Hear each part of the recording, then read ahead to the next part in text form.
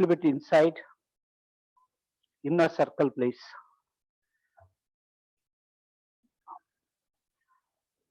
Yeah.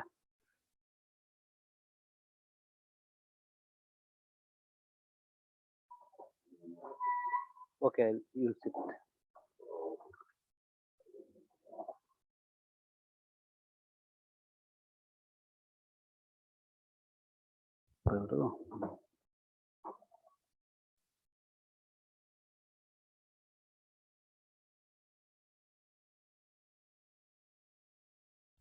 You.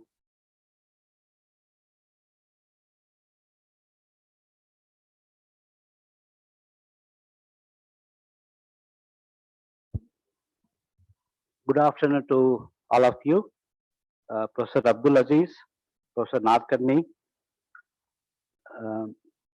Dr. Lekha, and then Gitu, who are all in the chair, and then also and all my colleagues and those who are online and offline, and also the committee members. We have a committee to organize Golden Jubilee lectures consisting of Professor Sunil, Kala, Anil, and Dr. Shamala. So I'm very glad that almost all the members are here and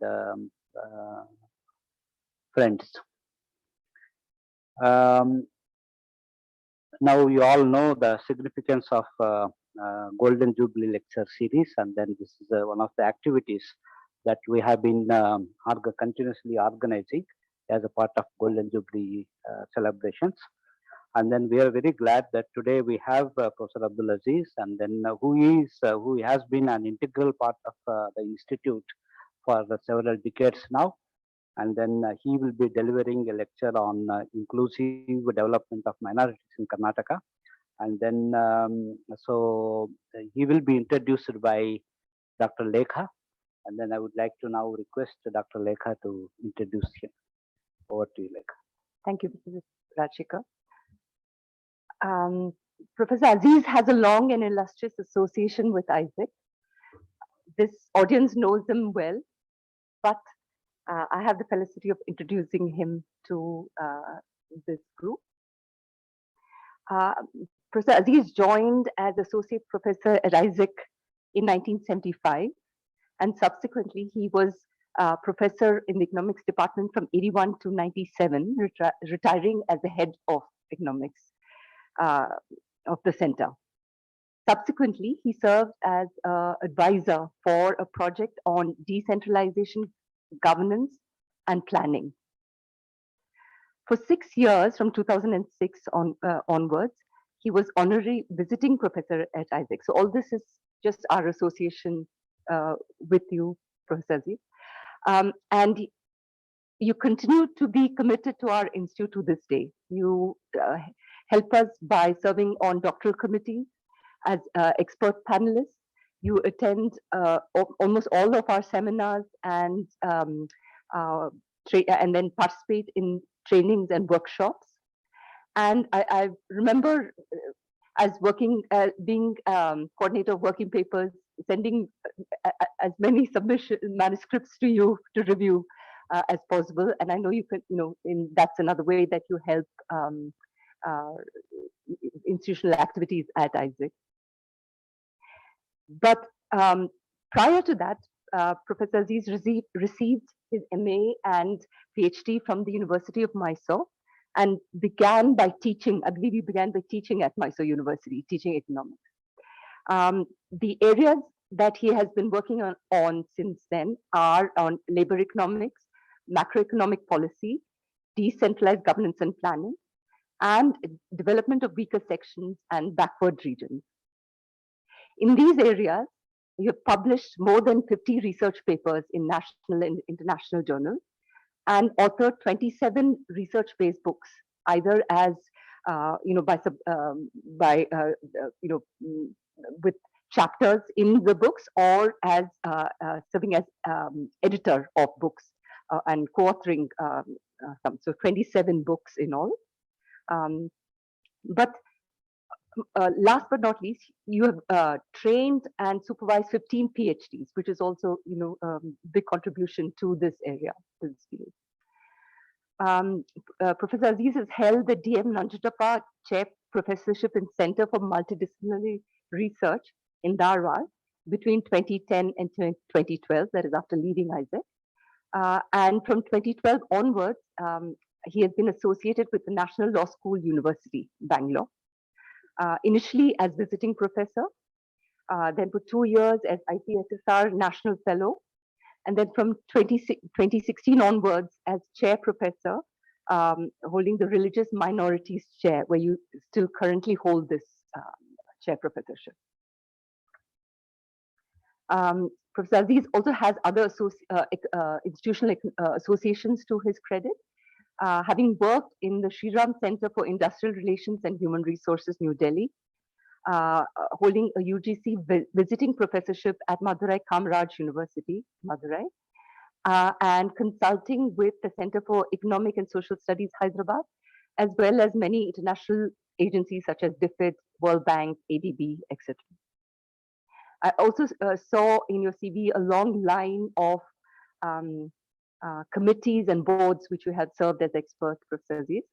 These include, of course, the Board of Governors for ISEC, the Syndicate for Kannada University, Hampi, the Academic Council at Gandhigram Rural Institute, Tamil Nadu, the Committee on Fee Structure in Professional Colleges in Karnataka, the Karnataka State Finance Commission, the High Power Committee for Redressal of Regional Imbalances in Karnataka, the Karnataka State Planning Board, Karnataka State Minorities Commission, the Committee for Implementing Recommendations of the Nanjutappa Committee, the Karnataka Government Results Framework Documents Committee on Education, Planning and Finance, the Working Group on Strengthening District Planning Committee, the Task Force on Strengthening Panchayat Raj Institutions in Karnataka, and as a member, expert group in respect of caste census in Karnataka, and the Karnataka State Backward Classes Commission.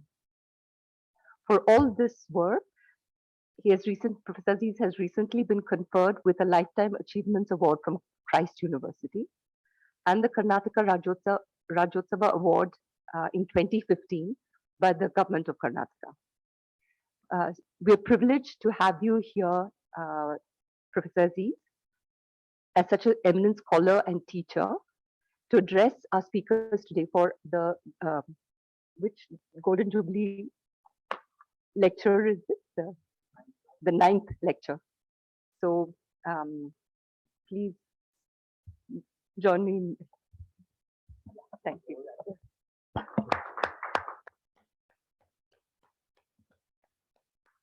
A very impressive record of academic achievements, and then we are very glad to have you with us, Professor Aziz. And then now I would request you to deliver your lecture. How much time would you take? Full freedom you have. Okay. Generally about 40 minutes. Yes, sir. Over to you.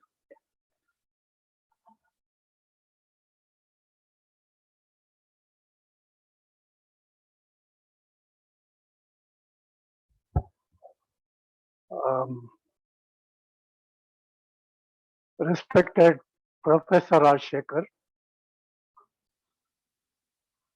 learned faculty members and students, thank you very much for coming over here to listen to my brief lecture on the topic of inclusive development of minorities in Karnataka. I would like to state in the beginning itself that when Professor Rajshekhar asked me to speak on this topic, I was a bit reluctant because I thought this is a topic which is very sensitive, particularly these days. I did not want to get into any kind of controversies. But then he insisted that I should speak only on that topic. Therefore, I sat down and then wrote the paper, handed it over to him, and gave him full freedom to edit it if necessary, remove controversial statements. It was so nice of him that he read the paper and then cleared it. So that gave me a little bit of courage. So I'm here before you. I'm very happy that I'm delivering a talk in ISEC after a long period of time. ISEC is a great institution which was built by a great man, Professor V.K.R.V. Rao. He was not only a very important person in India, Indian economics, but a wonderful human being with whom I had the privilege of working and moving around in the campus for nearly 15 to 16 years. I learned quite a bit from him, particularly the tricks of our profession, research. I also learned quite a bit from my seniors, like Professor Seshaya of Sociology Department, Professor Timmaya, my senior, Professor V.M. Rao, another senior professor, and Professor Natkarni. I learned quite a bit, and last but not the least, I learned quite a bit from the students of ISEC, with whose seminars I was associated, either as a listener or as a panel member. Thank you very much, all of you, for building me up in this area of social science research. I would like to also indicate here that this topic is not only sensitive, but is difficult to handle because of serious data deficit. However, my whole lecture is built not on the basis of data, but on the available literature. Literature made available by academics, particularly from ISEC, built by literature by the committees and commissions on minority communities, not only in India, but not only with reference to India, but also with reference to Karnataka. Therefore, if I do not give you data about the minorities, please forgive me for that, but then I will be quoting the available literature in support of whatever point that I am making. And last but not the least, I would like to be apologetic because I am not a good speaker. So, no, I come through Kannada medium, came through Kannada medium, had terrible time picking up English in the university. And then one of the tricks of trade which I picked up in ISEC is try to speak in English. So I have tried to learn speaking in English over here. Now, coming back to the subject matter, Karnataka has 6 recognized minority communities: Muslims and Christians, Buddhists and Jains, Sikhs and Parsis. All of them, quantitatively speaking, constitute 16.3% of the total Karnataka population, of which Muslims account for almost 90%. They are about 13% of out of 16%, followed by Christians less than 2%, and other four communities account for 1.3%. So looks like when we talk about minorities, we seem to be talking only about Muslims, which is not correct. However, we have these 6 communities which are regarded as minority communities.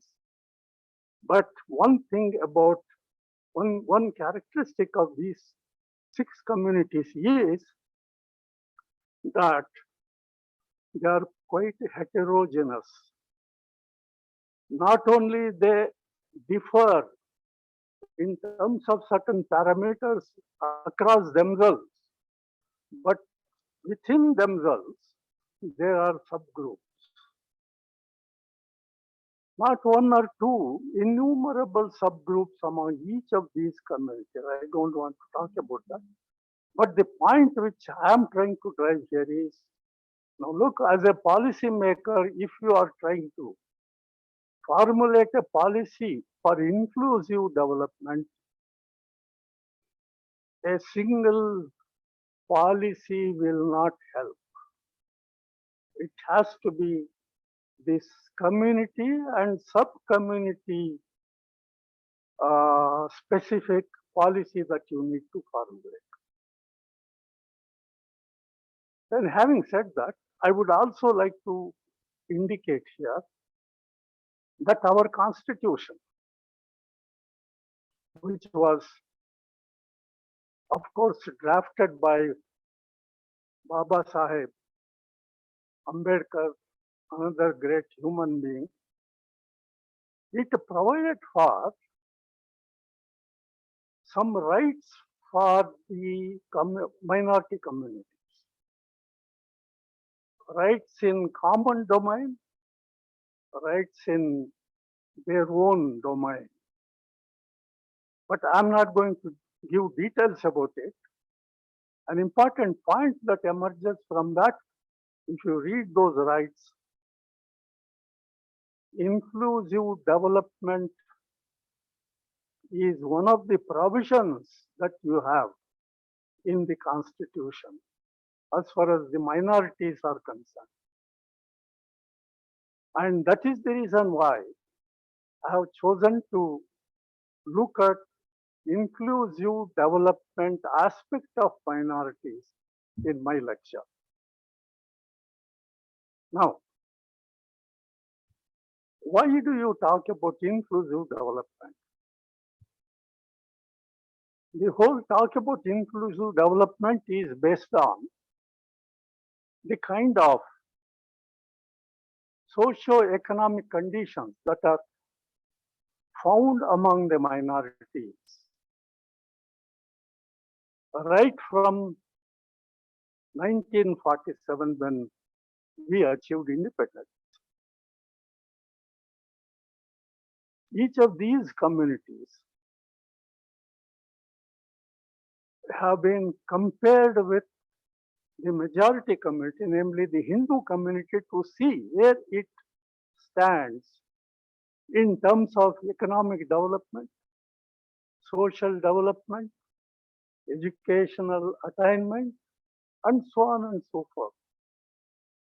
So almost every study that went into this question actually came out with a conclusion that the minorities in India have been much below the status of the Hindu community, and more particularly in the case of educational attainment. For example, our ISEC studies, I would like to refer to those studies here because long time back in the early 80s itself, these studies were carried out by my senior colleague. Seshaya examined the status of minorities, particularly Muslims, social status, and came to the conclusion that the social status of Muslims was far below that of the Hindu majority. And Professor Himaya looked at the economic conditions of the minorities in Karnataka, and he came to the conclusion that the economic status of Muslims and other minorities was slightly above the Dalits. Slightly above the Dalits. And the Gudwala Committee in 1985 of Karnataka government, Gudwala Committee, followed up this proposition and tried to examine the validity of that, and it came to the conclusion, yes, minorities status, economic status is slightly above Dalits, that of Dalits. And then we had other committees which followed up. Rahman Khan Committee, which looked at educational attainment of the minorities, also stated that the educational attainment of minorities was much less than that of the majority community. And they also subsequently stated various reasons which are quite obvious. The opportunity cost of education being very high in the case of the minorities where you have higher level of poverty, lower per capita income, and so on and so forth. And many other technical points were stated there. And apart from that, what is the political status of the minorities? Two names figure here. One is Arshad Ali. Another is Honnur Ali. Honnur Ali and Arshad Ali. Honnur Ali in his PhD thesis, Arshad Ali in his own book. He demonstrated how the political power in a democracy like Karnataka in the hands of the minorities was very insignificant, seen in terms of the number of people who represented Muslims, Christians, etc. in the parliament and legislature. Now, this actually led to the conclusion that minorities were an excluded lot as far as Karnataka is concerned. Now, from the survey of literature, I draw the following conclusions, broad conclusions. Number one, minorities in Karnataka were economically deprived lot, having lower per capita income. Number two, the minorities are largely concentrated in urban areas, which is a fact, but living a segregated life in slums and peripheries of the towns and cities. Number three, educationally backward, having low presence in higher education, in university education, and lower literacy rates. They are also deprived of health and nutrition facilities, leading to higher morbidity rates, anemia, and stunted growth of children. And they are subject to communal discrimination and violence. And finally, politically they are weak, having low representation in legislature and parliament. So this is the profile of minorities that we have in Karnataka. Then the recognizing these problems of the minorities, fortunately the government of Karnataka adopted several measures to improve their living conditions, educational conditions, and educational attainment, and so on and so forth. And what were those measures? There are too many in number, but then I will put it in summary form that there are two categories of measures. Measure number one is those measures which are common for everybody, like poverty alleviation, providing employment opportunities, and so on. Then second category is programs which were specifically targeted to the minorities.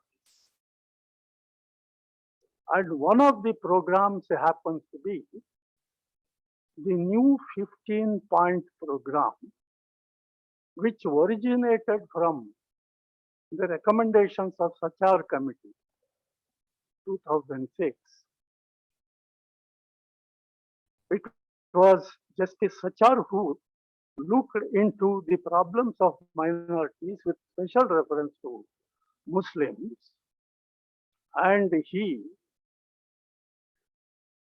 made a statement which was very disturbing, that the social and economic condition of minorities, especially Muslims, was lower than that of Dalits. So 1985, it was slightly above Dalits, the minorities conditions, but 2005-6, it is lower than that of Dalits. But these are controversies, but then I'm not willing to get into that controversy. But the fact is that their status, both social, economic, and even political status, is not very significantly high. Now, what are these 15-point programs, which were recommended by Sachar Committee and which were implemented by the government of Karnataka? Most of these programs happen to be programs to upscale education and literacy among the minorities. As part of doing this,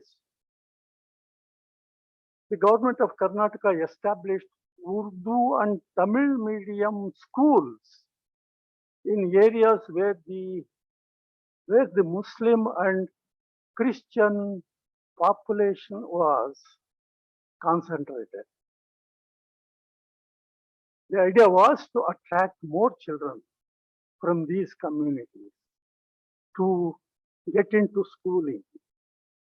And as part of that, as incentive was provided. I told you that there was a high cost of opportunity cost, high opportunity cost of schooling, in the sense that I send my child to work rather than school because my child will bring some income which will supplement my family income.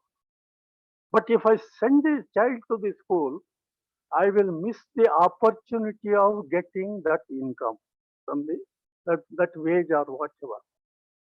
So the opportunity cost, to compensate for the opportunity cost, government of Karnataka provided incentive in the form of scholarships to the children of the minority, which was supposed to a kind of an incentive to send the child. Number two, reservation was provided to Muslims, Christians, Buddhists and Jains in the educational institution for studies and government jobs also. So something like 8% in total for Muslims, and in the case of others, 5% for Christians and other communities and so on. Then another important point was that a Karnataka Minorities Development Corporation was established with a view to advancing loans to traders and businessmen of these communities, which would work both as an incentive to start an enterprise and as a facilitating factor to continue in business. So a very easy interest rates loans would be advanced to minority communities by this particular corporation. And what is more, the government of Karnataka has permitted minorities to start their own educational institutions. They have full freedom to start any course, technical course and otherwise, and any medium of instruction, Urdu or Tamil or whichever. All of this is to attract more children to schools. And in all these cases, scholarships are provided. Scholarships are provided not only to school-going children, but also to college-going children, including MPhil and PhD fellows. So Minority Welfare Department is providing doctoral scholarships to minorities. Not only to work in India, but even if you are interested in going abroad, you have scholarships for executing your studies abroad. So that also is, that kind of a facility is available. And an interesting point is that we have madrasa institutions which teach religious education, impart religious education to the children. And the pity is that these children who pass out of madrasa schools would not find admission into higher education because they have not undergone, they have not studied modern subjects like mathematics, science, and so on. And they don't get jobs in the formal sector. So, Sachar committee had recommended that modernize madrasa schools. Let religious education be continued there, but then why don't you introduce science and mathematics and computer learning, etc., so that they can get into the higher education stream and also get into formal sector by way of employment. And then, of course, work board was constituted to protect the properties of the community and also to develop that property. And finally, the government of Karnataka has appointed a permanent minorities commission to make recommendations for preventing communal disharmony and riots. So these are some of the 15-point programs and so on. Now the question is, how effective are these measures?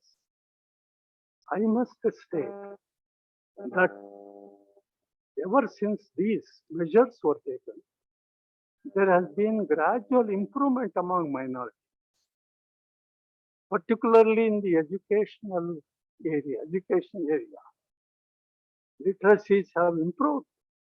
More and more children are getting into university education. And I would like to give a small information. I'm running a PhD methodology course for the benefit of the students who have been awarded scholarship by the Minority Commission, Minority Welfare Department. I was pleasantly surprised to see that Muslim and other minority girls in these courses exceeded those of the boys. That was a pleasant surprise. I was so happy that yes, this scheme, this program has attracted girls because, as we know, particularly among Muslims, girls are not sent beyond 10th class. After 10th class, the girl remains at home or gets married. But I saw PhD doing girls in these courses uniformly across arts, science, commerce and management courses. So this is one thing which I'm very happy about it. But then there are some studies which bring out negative aspects of government intervention. More particularly by one of our students. Kausar Jahan Ara was a student here few years ago who evaluated the work of this corporation. How good is this? So what is happening and so on.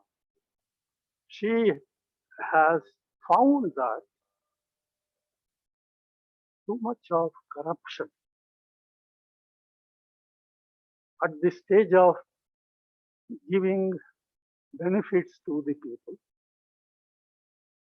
And a part of this benefit is knocked off by the touts and bureaucrats. This is something which is very discouraging. Not only in the case of this corporation, but also in other areas of providing benefits to the weaker sections. Corruption is rampant. I don't know how far this is true, and this 40% business, which is being talked about in recent times in the PWD, etc. But if that is an indication, and other departments also must be having this kind of a problem. Then I said, okay, if government has some problem, what about the NGOs? What about the people with some concern for the weaker sections among the minorities, etc., etc. So I did make a study of the role of NGOs in reaching out benefits of government or benefits generated from within the NGOs themselves. They did very well as far as certain areas are concerned, like education, health, marriages, because marriage is very expensive among some minorities. So some help is required. Child labor, withdrawing them from the workplace, putting them into school and so on. They did good work. But then the deficits which I noticed were number one, considering the need of the minorities, the kind of intervention by the NGOs was minuscule. It is not very, very significant. Number one. Number two, most of the NGOs were located in urban areas and big cities, and they have not gone to the rural areas where perhaps their help is required more. Number three, they are not taking care of other important concerns of the minority. Because for development of the minorities, particularly to rise up to the level of the majority community, what is required is the basic human qualities. And what are those basic human qualities? These qualities are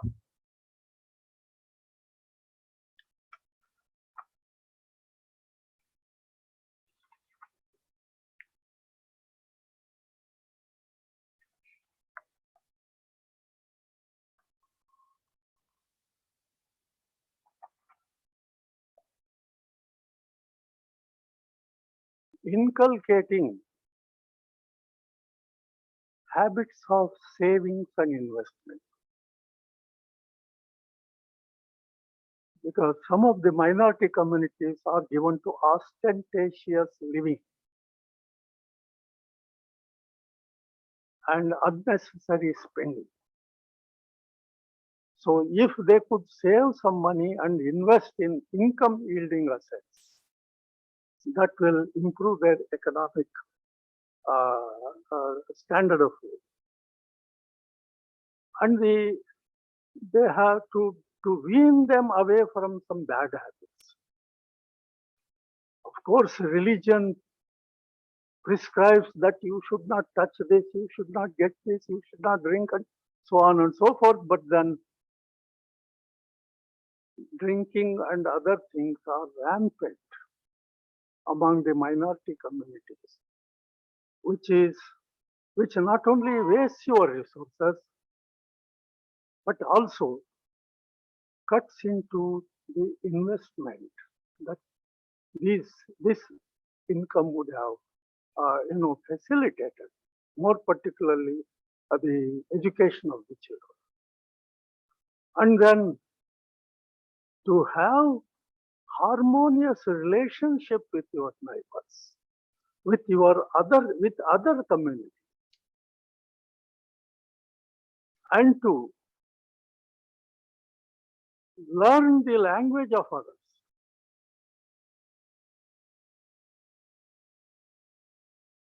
When I was traveling to Delhi, I did not get a seat to sit in the night. So a Telugu family was sitting there. Then I spoke in Telugu. Then immediately they adjusted and gave me a seat. Because language is a factor which binds people. This you learn their language, be with them. And when my brother died of heart attack in my house here, it was my neighbors Lingayats and Gaudas and Brahmins who came and then took care of the body because I did not know what to do. And then they arranged for a car to take the body to my village. It is those people who did. They were there till the body was taken from my home. So that kind of relationship we have to develop. It is not difficult at all. You should feel comfortable with others. Others should feel comfortable with you. You should know their language. You should participate in their festivals. When they invite you for taking prasadam, yes, no problem. Yes, I take prasadam, no problem. Because it is food. And food is the elixir for your life. Now, some of these things, NGOs can teach these things. Anyway, having looked at the advantages and the limitations of both the state government, both the role of state and role of NGOs, I finally came to the conclusion that, okay, what can we do to add to the developmental process of minorities? So it occurred to me, what about our development theories? Why not I go back to development theories? We have got umpteen number of these theories, starting from Harold Domar, Lewis, and Todaro. So many theories and all. But then it occurred to me that these theories are too general to apply to, because these theories are meant to be applied to the economy as a whole. And what we require is theories which can be applied to social groups, specific social groups. Where can you find those theories? I was at a loss to know whether there were those theories at all. Therefore, what I did was, in one of my works in National Law School, I just observed, different communities in Karnataka and tried to see how come these communities have come up in life and minorities have remained where they were. I looked at the Sikh community.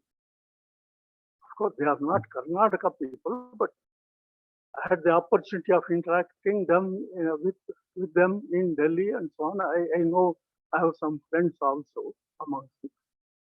I found that the Sikhs were very progressive people, though they appear to be very orthodox and all that, by appearance.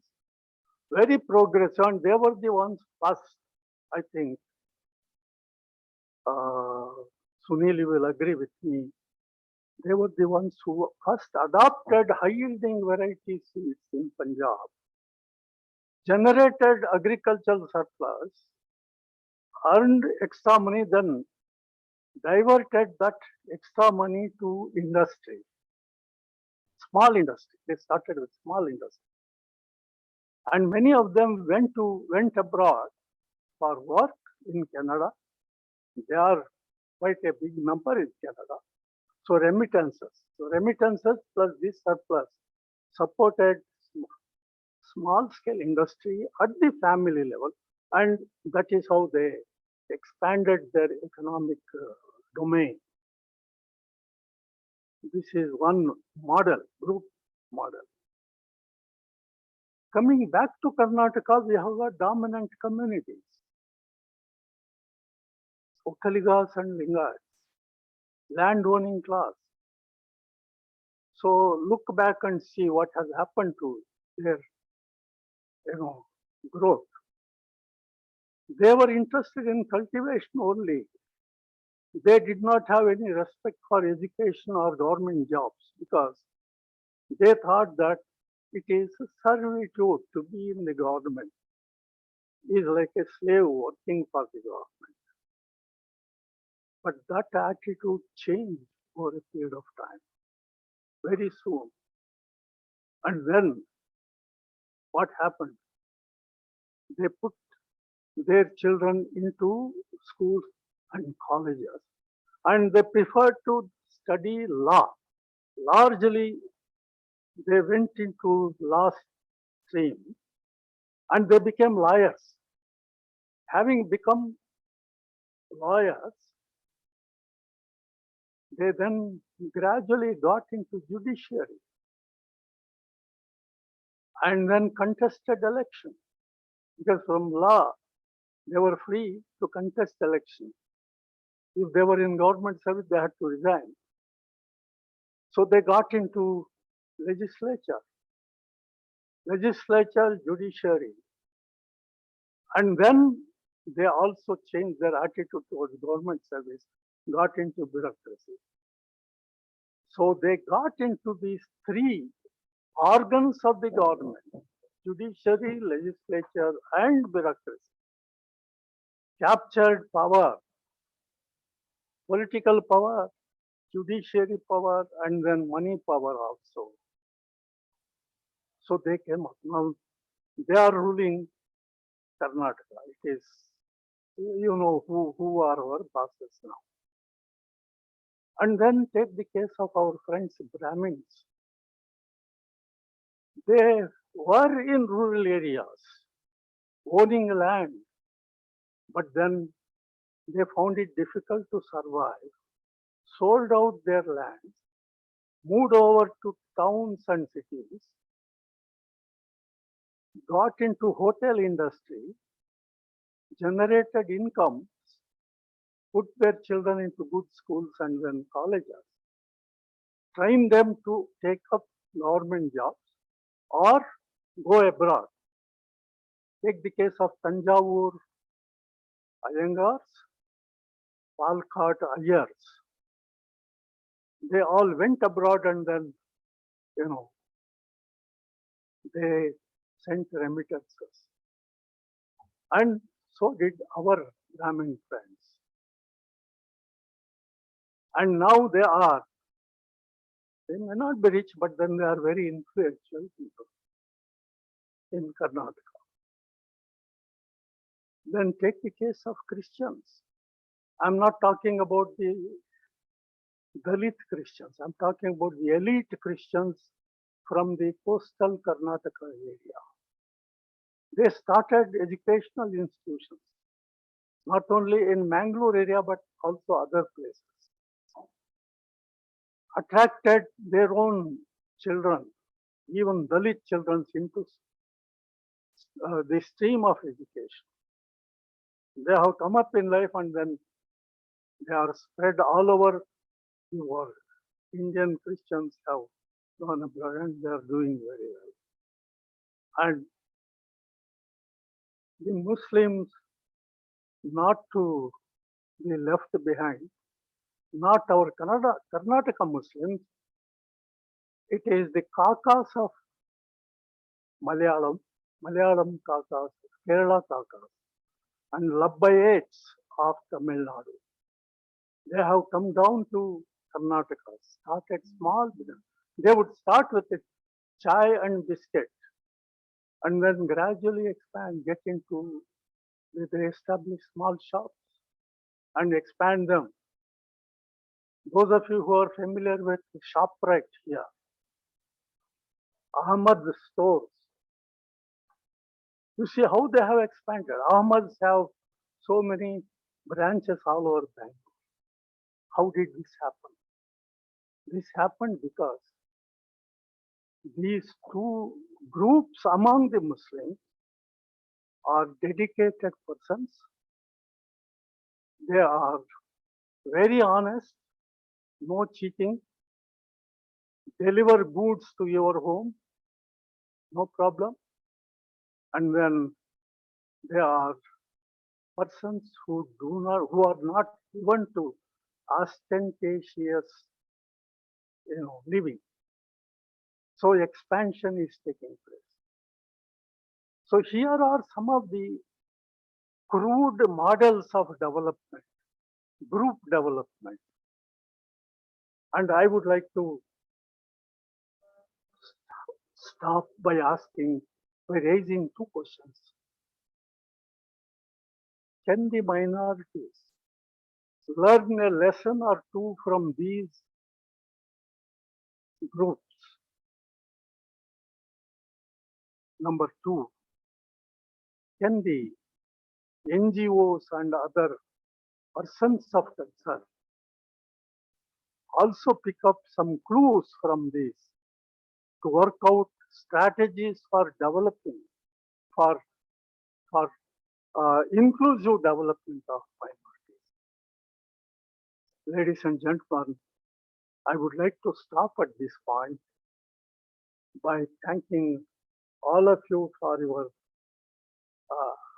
the attention that you have given, and for the opportunity to the director of this institute for forcing me to speak on this particular topic, which is a dangerous topic as far as I am concerned. I am very careful. I'm very much afraid of going anywhere near Parappana Agrihara, because I understand that there only 2 meals are available, but I would like to eat 4 meals at home. 4 meals. But there you get only 2 meals. I don't mind working. Whatever work they give, I will do. That's not a problem. But what about my 4 meals with spiceless food? No spicy food. Thank you. Thank you very much.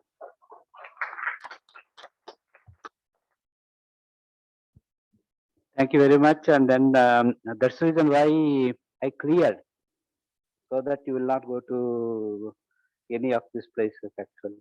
Okay. So thank you very much for this wonderful lecture. And then basically I just would like to say a couple of sentences by way of summarizing. The basic argument of Professor Aziz is that the development of Muslims in Karnataka is possible if they adopt certain models. Models, the development theories per se will not be very much useful because they are very general. They are not very specific to the groups, that specific social groups. So he has observed the communities such as Sikhs, dominant communities of Vakaligas and Lingayats, Brahmins, Christians, especially not Dalit Christians but elite Christians, and 2 communities within Muslims, that is Kakas, who have come from Kerala.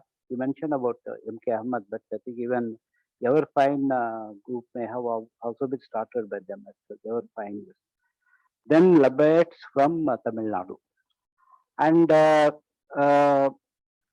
the basic characteristics that have been identified here is that progressiveness, generation of savings, and honesty and dedication, and investable surpluses in profitable enterprises, and then hardworking and sincerity.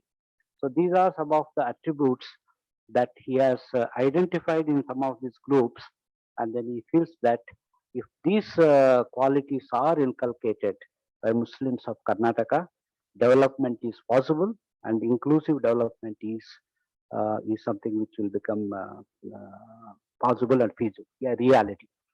So this is the basic summary of Professor Abdul Aziz's lecture.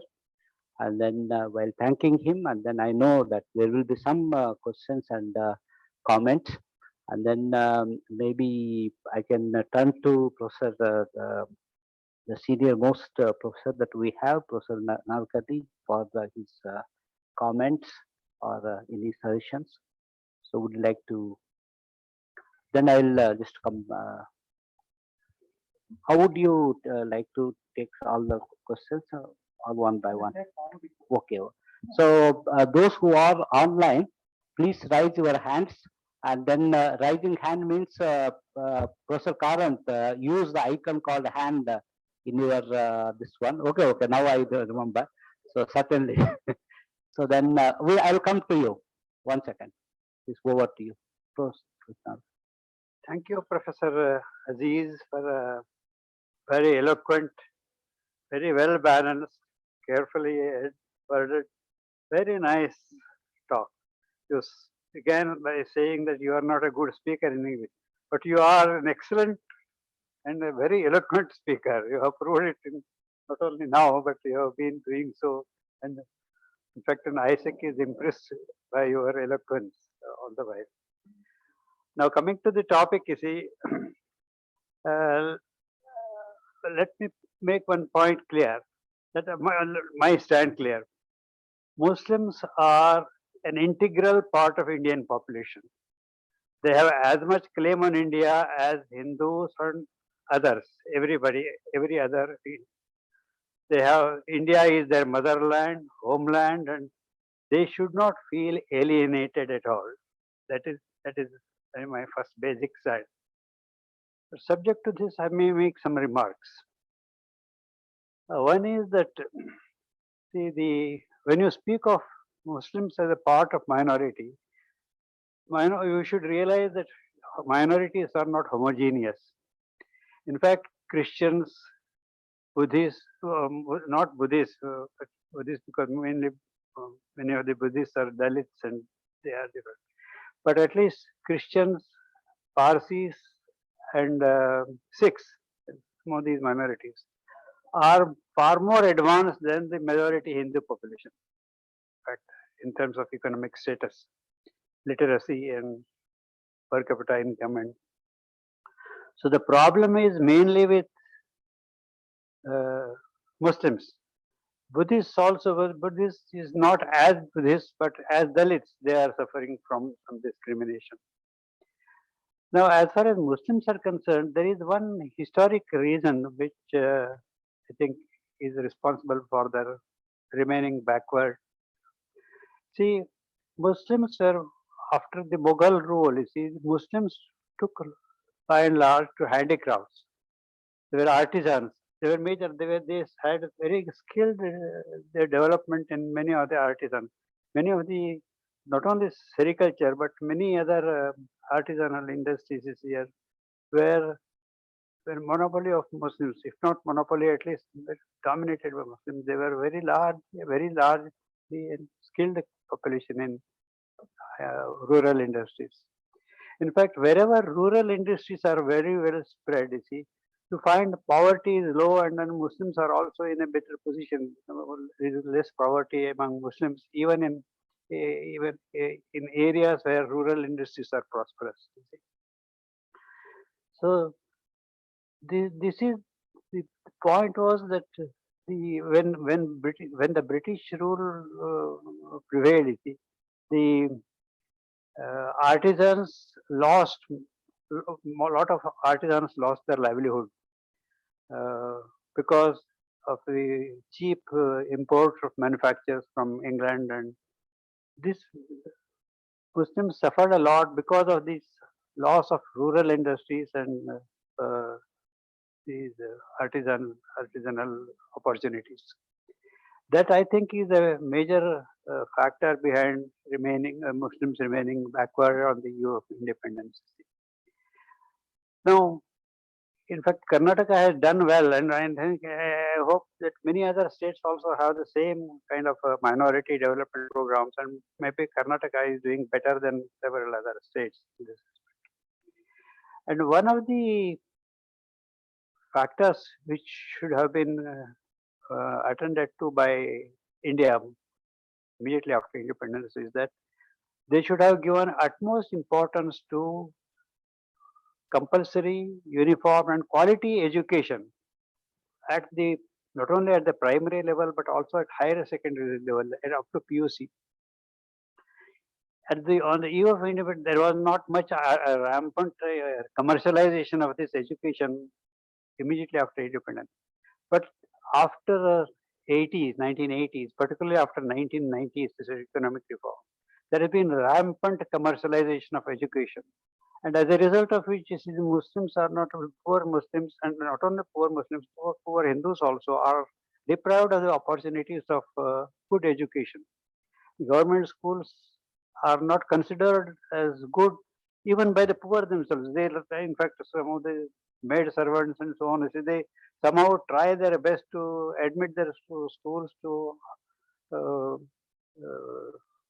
convents or English medium schools which charge higher fees than send the children to government school, because there is not much confidence in the quality of education in government schools. So the first important thing, development is, in fact, is not necessarily oriented to minorities, but to general, to all poor, is making compulsory, making all education compulsory up to at least PUC level, uniform and qualitative. If this is done, see, it will be a big step towards removing backwardness of the poor, including Muslims. And that is the other sphere where there should be greater government initiative is health. The health also should be nationalized. In fact, there is rampant commercialization of medical practice also, which goes against the poor. And improving the quality of government hospitals and offering greater opportunities for health care at reasonable rates will provide a lot of comfort to the poor classes. So it's not just a question of discrimination against Muslims, but mostly the poverty, the anti-poor policies, if not anti-poor, indifference to poverty. Though we speak of poverty elevation, but a lot of our opportunities are not open to poor. And if that is done, I think we'll have a little better future for Muslims and poor people. Thank you. Thank you very much, Professor Navkarni. We have Professor Karant, who is who wants to ask question. Then please unmute him. We also have Professor Jafet and then Professor Sodi, all the way joining from Tamil Nadu. And then maybe I think they can be the next people to ask the question. Over to you, Professor Karant.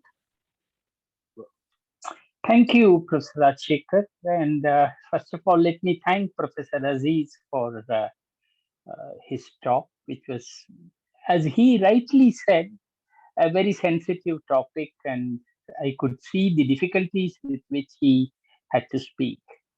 However, sir, I have two observations to make, one of which is a question. In the recent years, I would like to, first of all, avoid any controversial statement either on your side or for me to make, because we are living in such times. However, over the years, there has been a new terminology that at least I am becoming more and more familiar of the appeasement development, appeasement politics, appeasement philosophy, and so on and so forth. I don't know how far this appeasement or the attitude of appeasement is in keeping with the culture of inclusive development. I'm not very confident that it is going to be very easy route of the kind that we had over the past 60 years. When you made your observations about Karnataka, Professor Aziz, I think some of the eminent names, and one of them certainly was Dr. Mr. Devaraja Aras, who went out of his way to so-called, I hate to use that word in this context, but I'm using it with sarcasm, appeasement, so to say, of the minorities. But I think inclusive development in the coming years is going to be even more greater a challenge. You hinted it towards the end of your lecture, but that takes me to my second point, sir. There has been a culture of othering over the years. we have, when I was a little boy, when I was a little student with you in ISEC, I hadn't seen this degree of othering people, the way we have now been othering. And I think this othering as a culture has now engulfed our already homo-hierarchical society. And there, I think some minorities would be targeted much more than the others. But then the other point also is equally important.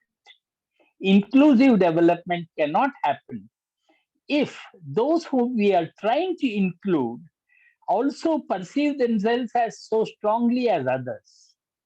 I can go on talking, sir. When I meet you, I would like to engage in a conversation, but let me formulate a question. The question here, therefore, is, do we now live in a new culture of development where inclusive development will not be possible in the kind of policies we pursued hitherto? That's the sum and substance of my question. But I had to butter it with all these other factors. And thank you for the opportunity to listen to you, sir, and to you, Dr. Rajshekhar, for giving me a chance to speak. Thank you very much, Professor Karant. Anyone else online or yeah, Tejas? James is also here. Sorry. Sir, sorry, sir. This is Azhar, sir. Okay, go ahead, Azhar. Yes, sir. Sir, I would like to thank Professor Abdul Aziz, sir, for providing this lecture, sir. Sir, my, more than a question, sort of comment and clarification, sir. Sir, of course, his suggestion is to inculcate the habits of saving and invest in, different income generating returns, sir. However, at the basic level, if we see the poverty levels of minorities and particularly Muslims, and as well as their unemployment levels are very high. So given the nature of their poverty and living in unemployment, sir, how can we expect them to save money in such a way that they again invest this and get returns, sir? So I feel somewhere the larger what we call vicious circle of poverty and unemployment is very difficult to break in these circumstances, sir. So in this regard, I would like to solicit your further comments on this, sir. Thank you, sir. Thank you very much. And yeah, while those who are online please make up your mind and then raise your hands, then we will provide you an opportunity. And then Chandan, you have something? Yeah. This is not. This doesn't emerge integrally or organically from your talk, but it's a question I've long wanted to ask anyone who knew this matter well enough. That a community that forms a sizable chunk of Karnataka's population, nearly 13%, and unlike the other two 13% communities you mentioned, Vokkaligas and Lingayats, who have successfully been called dominant communities, etc., and expect their dominance to be reflected in all spheres, politics especially, the same kind of logical expectation of wanting to have a presence proportionate to your demographic strength is just not being seen among Muslims in Karnataka. I mean, there's not even a token gesture towards ensuring even a halfway proportion, even a quarter proportion, right? In allocation of political posts, etc. What do you think happens?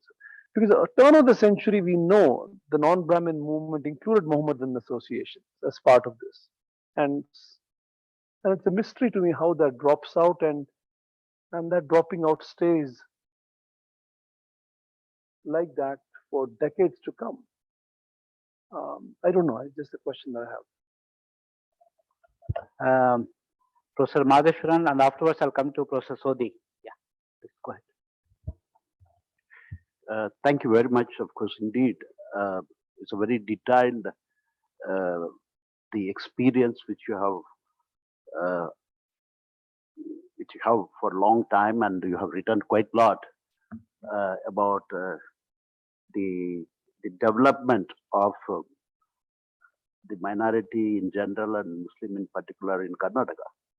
As a minority chair of NLSCU, of course, I read most of your findings and most of your reports here and there, and also the kind of a wonderful talk which you had given. What I wanted to ask you a very clarificatory question is that you touched upon almost all the issues, but the thing is that I would like to draw your attention that what are the conceptual issues of the affirmative action linked to the minority, or is there any global experience which we can draw uh, to talk about the affirmative action if you find that the affirmative action is not sufficient in the Indian context? And finally, that if I put this question, from your talk, I could make out that you are saying education is a panacea for all these things. But the thing is that is there more than education? The affirmative action should go to the other factors of production, land, capital, and even housing, and so many things. So because I read most of your contribution is that there is a discrimination in factors of production against minority. But the thing is that some of your talk reflects that the education is a panacea, but whether we have to go beyond education, that's my question. Thank you very much. Yeah, thanks a lot, Professor Madheshwaran. Professor Sodi, can you please unmute and then ask your question or observation? Make Sodi Saab. Thank you, sir. Thank you. Yeah, okay. Thank you so much. I was trying to put up my video, but I don't know from the host side, it is not becoming on. Yeah, it would have been nice to see you. You are beautiful. I am trying, sir, but your technical person are not allowing me. I am trying to on the video, but they are not allowing. Okay. Whenever I'm trying, it is written now. Yes. Now they have allowed. Yeah. Okay. Good. Able to see you now. Please go ahead with your question. I think there is some internet problem. Sorry, Saab, I think it looks like your internet doesn't support video as well as question. Please take some time. In the meanwhile, I'll ask Sunil to ask his question. Thank you very much, sir. And I would like to extend my sincere thanks to Professor Aziz, sir, for enlightening us on this very, very important topic, sir. And many of the things which was not so clear to us now, I got it very much clear today from your lecture. And issues and challenges with regard to minority communities in our country, not only the Muslim, but all the minority communities.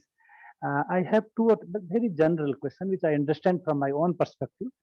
The point here is that issues, challenges which minority communities in India are facing are anyway linked to their ecological surroundings. Ecological surroundings, I mean, is that the resources which they avail to sustain themselves, or opportunity which is existing for them to uplift their status in any of the regions. So how do you link this kind of other aspects as far as inclusive development in the perspective of socio-ecological development is concerned? Socio-ecological development is concerned. Second point is that as far as the little there are the conflicts, among the society anywhere, not only India but elsewhere also. But I could see that harmonious relations do exist, and they are much more prevalent in the countryside than in urban ecosystems. So what I feel is that what are the practices, because I come from Himalaya, bordering to China, and we have many villages which are completely owned by and habited by Muslim communities and other communities also. But so far in my life, I never seen any of the minor conflicts that exist over there. So do you think that ecology or nature or society of that particular region also create a kind of conducive environment among the society to live together. I think these are the issues, and also from there, what can we learn? What are the good things to be learned from such areas? This also to be studied in detail, to be transformed to some other areas. And sir, your point, sir, only will take. I know that there is a signal from your side. Only the point which made me little anxious when you started saying that my English is not good because I studied in Kannada medium language. So indirectly, it puts lots of pressure on us that there is not any excuse if anybody says that he or she studied in any of the regional language or not able to speak English. It means you can speak better English. Don't give such kind of explanation. Indirectly, that was the that was the meaning. I remember Professor P.S. Ramakrishnan, a great environmentalist of this nation, come from Palaghat. He is still there, an institutional builder. He came deliver a lecture in our institute, and he said, my English is not good because I am not a native English speaker. And that time, the chairman of the institute, Professor S.L. Rao, said, if we could speak like you, then it would have been much more better for us. So you have given that's such a nice, remark at the beginning, which we like, sir. But I enjoyed your lecture. Thank you so very much. Thank you very much, Sunil. Sorry, sir. Now please go Yes, ahead. sir, thank you. There was some connectivity issue. So I was talking about, I'm from Rajasthan. So their Jain community also, which come under minority, earlier it was considered as part of Hindu, but since last more than, I believe, 8-10 years, they have come under the category of minority. They are also playing very much better role in the economic development as well as social. Similarly, Jews, Parsi community in India, Parsi community in India, they are very less number. I think 48,000 something population. They also played very important role. So I believe ki sometime, no doubt, community themselves, every community, I believe they have their own goals, objective within the community themselves. They all are playing their better role, but it depends upon sometimes some leadership. If some leaders, political leader, administrative leader, as well as religious leaders, give some direction, then we can play all community better role. No doubt, Constitution gave equality and it has made certain special rights also for all the minority communities in India. And that is my only views. And another, Professor Abdul Aziz was talking about food 4 times a day. I also believe in that policy. Professor, my Sunil Notial knows better me. Breakfast, lunch, evening breakfast, then dinner. I follow in that policy very much. So I fully endorse the concept given by Professor Abdul Aziz regarding that. Thank you. Thank you so much. I am very much grateful and kindness to Professor Abdul Aziz and the director, Professor Rajshekharan ji. He has conducted lecture on such important topic. Thank you so much. Thank you very much, Professor Kala. Thank you very much, Professor Rajshekhar. Thank you very much, Professor Aziz, for that excellent, very lucid and clear exposition of the status of religious minorities in Karnataka and also in the country as a whole. I learned a lot. I don't do much work in this. But I was interested in a bit about the urban part that you alluded to in your talk. Actually, my question is kind of related to Professor Madheshwaran's point. I mean, some of the urban research on this area just basically finds that as the size of the urban area increases, the incidence of discrimination also decreases. Caste and all kinds of discrimination, religious, all kinds of discrimination. So, based on whatever you said, I wanted to know whether the because of less discrimination existing in urban areas, the outcomes for the minorities are also better in larger cities like Bangalore or Kolkata or Delhi or anywhere in the world. I do know the empirical evidence, as you yourself said, is somewhat limited, but I would like to know any anecdotal evidence or any general evidence that you would have to share on this. Thanks a lot. Thank you very much, Professor Kala. May I now request Professor Kadakodi to unmute and then maybe ask the 2 questions. One, the question that he has put it on chat box. Professor Kadakodi.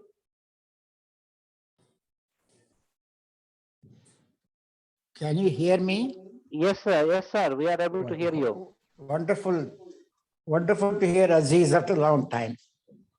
I have been wanting to meet because he is one of the few with whom I always had very intimate discussions, be it on academics or social or quality of life or personal lives. I'm very happy to hear Aziz.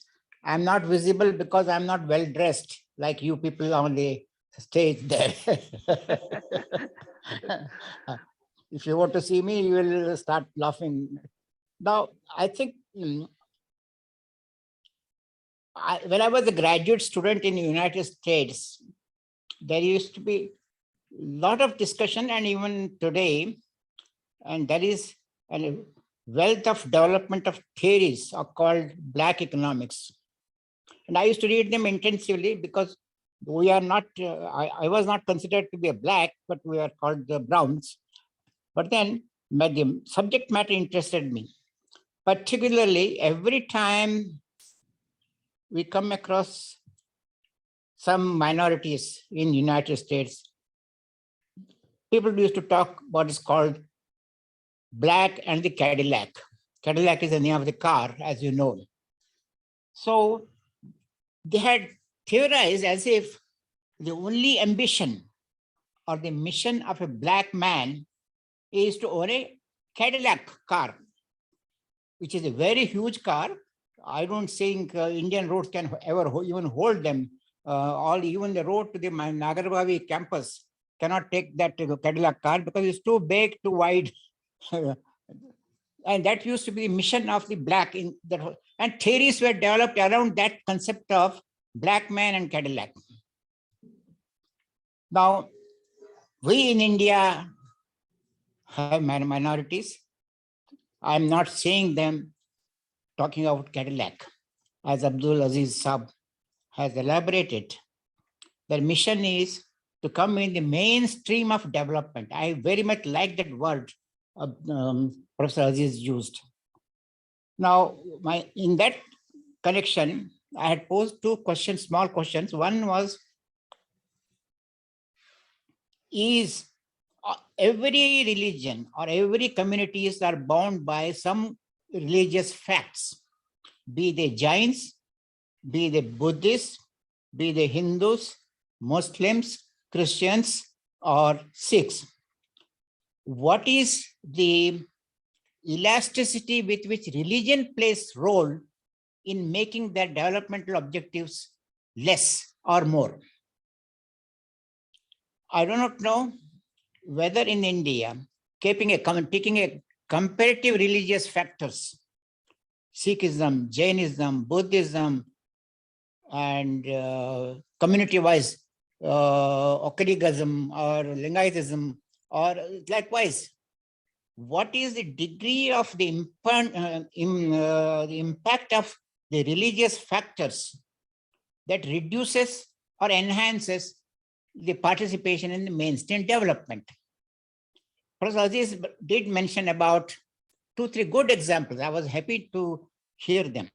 The Sikhs, though they are very fundamental in religion, in their own religious factors, there is perfect equality among all Sikhs, be the Prime Minister of India, President of India, or a chamar, or a craftsman. Everybody is equal when they enter the temple. Likewise, there are many equalities which are being observed. So also, in many other religions, Christians, for example. But does the religious factors fall upon their level of thinking of development? Professor Aziz himself demonstrated, illustrated, saying that, look, how fast they took green revolution, how fast they took up adoption of small scale industries. Jalandhar city has grown enormously. I have lived in Jalandhar as a graduate, as an investigator when I was at the Indian Statistical Institute. My God, their place is full of the youth, the interest with which they work in the small scale enterprises around in and around Jalandhar city. So that's why, even though they are very religious, very fundamental, their involvement in development stream is very good. But similar questions can be raised on other religions. I am wondering whether Dr. Aziz has any light to throw on this aspect. This is the only question. Other question is not important, which I have written. Rajshekhar can read it out. So thank you very much, sir. Thank you very much. And then I don't see any more raising of hands online, and then nor in the room. So now I request Professor Abdulaziz to respond to the comments. I just wanted to add one more thing to this one, that whether skill education, for example, suppose if we had made skill education as a universal, the way we had gone, followed the path of, let's say, China, Korea, some of these countries, because this is a point related to the one that Professor Nalkani was making. Muslims were all involved in artisans and then trades, business, and other things. Perhaps vocational skills may have played some may have made a difference. So this is just one more to the long list of comments that you have got. Over to you.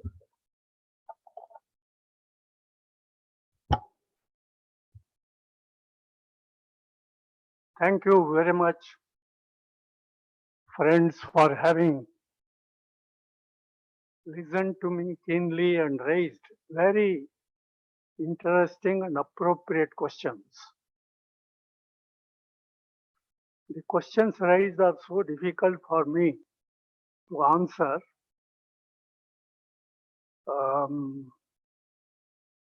I need some time to ponder over these questions and then possibly revise my paper in the light of what you people have stated. But basically, the paper talks about inclusive development in the context of the kind of poverty and the kind of low level of living that some minority community people are subjected to.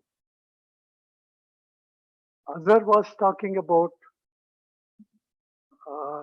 he raised the question of how can anybody generate savings if that person is poor and does not have enough resources. Well, my answer to that question is simply this. I don't think poor people do not have the ability to save. They have the ability to save, but then because their incomes are quite substantial. I have seen it myself. But the demonstration effect to which they are subjected to, they would like to copy people who employ them. For example, my domestic help, they would like to have very good dress. They would like to have a watch and then a phone which I am not in a position to, I can't afford. Now, of course, phone is necessary. Clothing also are necessary, is also necessary. But then why do you want to spend so much on this? If we could put a hold on this ostentatious consumption which I was talking about, we should be able to have enough savings. Now, biryani cannot be eaten every day. You can have it for weekend, once in a week, possibly. But then to think of having biryani every day, There are some Muslims I have seen, they would like to have non-veg food every day. So they can definitely save some money by cutting down on this. Then there is this question of why should Muslims feel alienated? This is your country, this is where you are from. That was the feeling which I had all these days, all these years. But in recent times, I'm getting confused. Is this my country? Do I have any right which has been assured to me by the Constitution? This is just confusion. So the situation is such that it's so difficult for me to reconcile myself to the kind of things that are happening. So obviously, you get disturbed. It's a disturbance, but I am not saying that I'm totally, out of this situation. Yes, Indian Muslims were skilled workers right from the beginning, and even today, they are considered to be very skilled workers. They work in garages, they do all kinds of skilled jobs and so on and so forth. But then, as you rightly pointed out, the new goods, innovative technology used goods now coming down to India has replaced those skills now. So they are out of job. They find it difficult to lead a life which they used to lead, the kind of life. So what is required today is perhaps I'm again and again talking about education is very important for us. For Muslims and other minority communities, education is very important. When you say education, it is technical education, education which gives skills, education which enables me to get into the formal labor market. This is what I'm referring to. Unfortunately, our people did not have any liking for higher education. When I talk to a person, a Muslim, who put his son in a shop where he was selling chicken, why don't you ask him continue his studies? He had passed 10th standard. I said, put him in the college.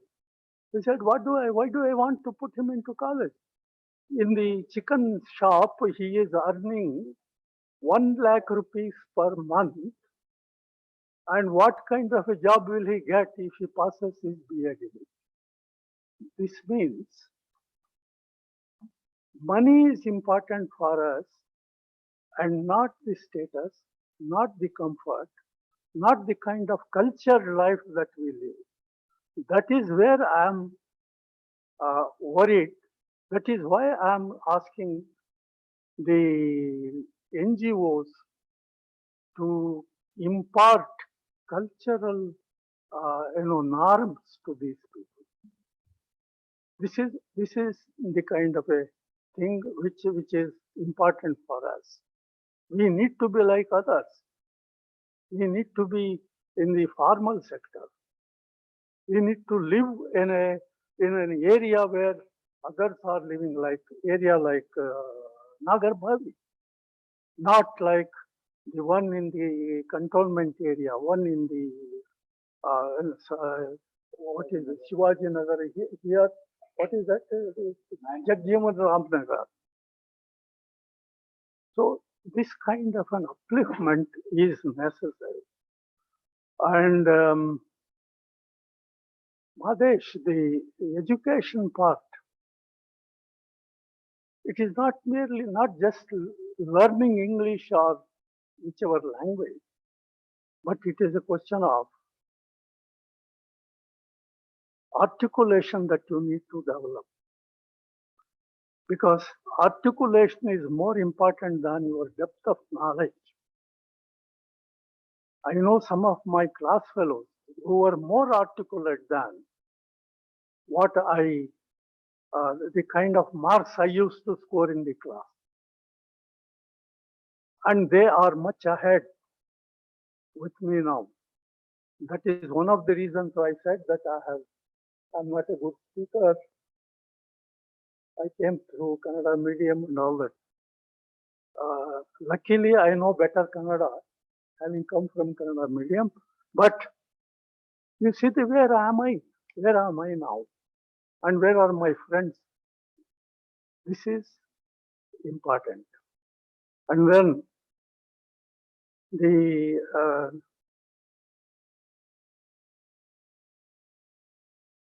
our ex-director talks about what is the elasticity of religion as far as inclusive development is concerned. Yes, some of us feel that some religious principles actually take us backward as far as our advancement, as far as our development is concerned. There are certain principles which take us backward. In all religions, it is not just in Islam. Even in Hinduism, we have got these principles which are, and most of the religions emphasize on the other world and not so much on this world. And that pulls you back, backward. The religion is more elastic because people believe in religion rather than in their own ability, in their own capability, and so on.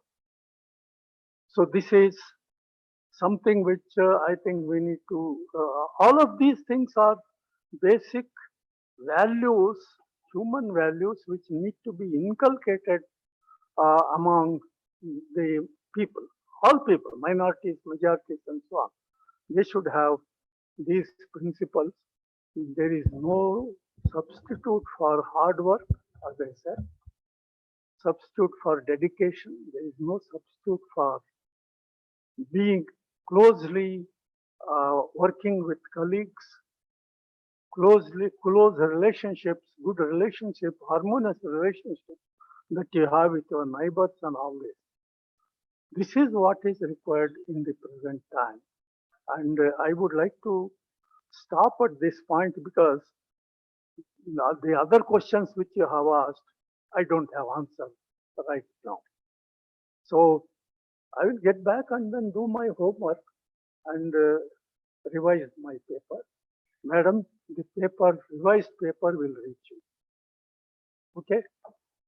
As I told you, there are some typographical, grammatical mistakes also in this paper. When I had a second look at it, I will put corrections and then pass the paper on to you. Thank you very much, all of you, for the.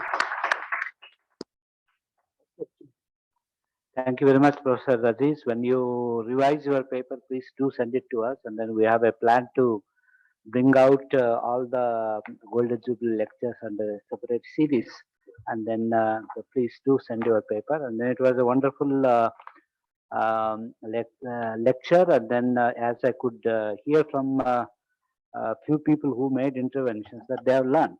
They have learned from your lecture. Although we are part of the society where we read about minorities, we read about bits and pieces. But I think it is very good that you have provided the entire thing in perspective. And then, although the lecture is more confined to Karnataka, but I think the implications that this lecture has, it goes beyond, well beyond Karnataka. Thank you very much. And then, but we'll have Gitu to propose the vote of thanks. Over to you, Gitu. Thank you, sir. Good evening, all. We had a very live session. As we successfully come to an end of the 9th Golden Jubilee lecture, let me take the privilege to thank all those who have been a part of this. It is my honor to thank the respected speaker of the day, Professor Abdul Aziz, Chair Professor, Chair on Religious Minorities, National Law School of India University, Bangalore. I'm sure everyone would agree with me when I say it was enlightening to hear you highlight different dimensions and your thoughts on the development of religious minorities in Karnataka. Thank you so much, sir, for accepting our invitation and enlightening us with your insightful lecture and answering to all the comments and questions. Thank you, sir.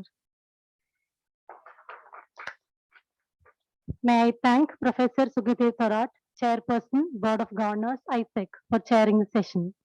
We are deeply indebted to Professor D. Rajshekhar, Director, ISEC, for his valuable support and the welcome address. I sincerely thank Professor Nadkarni, Professor Karan, other board and life members for their presence. Thank you all. Let me thank Dr. Lega Subhaya, Associate Professor PRC, for introducing the speaker to us. We are very much obliged to Dr. Sobin George and the organizing committee for coordinating the lecture series. We are very happy to have many participants online and offline attending the lecture.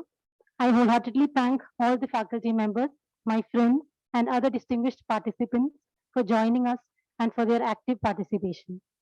We are ever grateful to the academic section, administrative staff, especially Sadish Kamath sir, and the supporting staff for facilitating the smooth functioning of the program.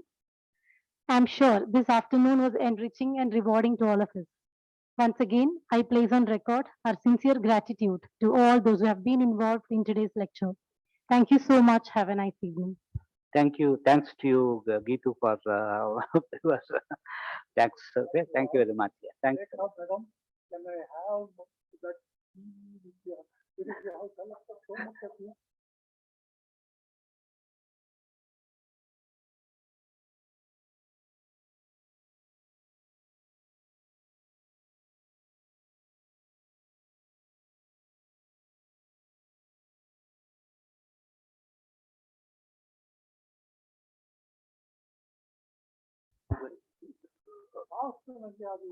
Badass. Hard copy ಕೊಟ್ಬಿಡಿ. Thanks, Karan. Thanks, Sori Saab, and all of you who are Professor Kadekodi and various others who are online. So thank you, all of you. Okay. I want to show it to my wife. Couldn't